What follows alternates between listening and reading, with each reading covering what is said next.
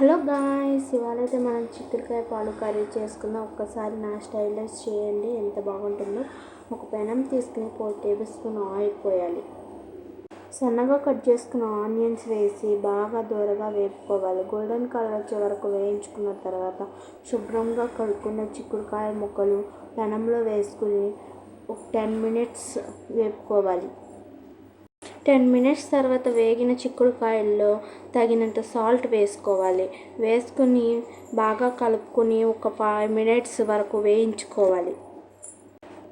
5 minutes తర్వాత దోరగా వేగిన చిక్కుడుకాయల్లో 1/2 టేబుల్ స్పూన్ పసుపు వేసుకుని బాగా ఫ్రై చేసుకోవాలి.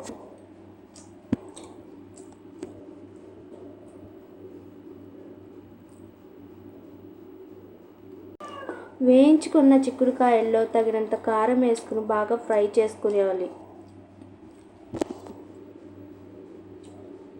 ఫ్రై చేసిన చిక్కుడుకాయల్లో 1 కప్ పాలు పోసుకుని పాలు మిక్స్ అయ్యే వరకు ఒకసారి కలుపుకోవాలి.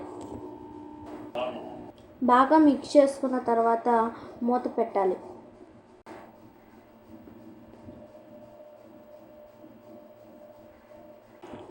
2 పొంగులు వచ్చే వరకు ఉడికించుకోవాలి.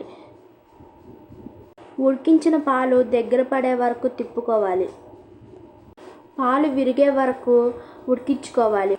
ఆయిల్ పైకి తేరే వరకు ఉడికించుకున్నాక మన చిక్కుడుకాయ పాలు కర్రీ రెడీ.